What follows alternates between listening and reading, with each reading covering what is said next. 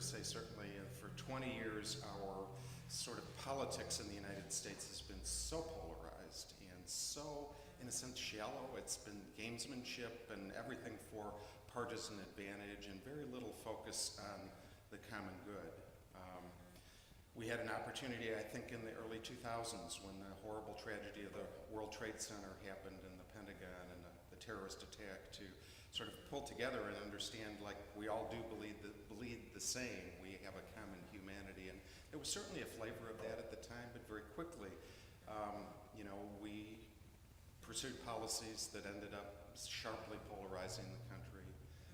4 years ago, we had a candidate for President of the United States who was to become our first African-American president. Like, wow, we could really overcome some of these seemingly indelible boundaries that divide us in a candidate who campaigned on the premise that we have more in common than we have difference. It's a campaign theme of shared ideals.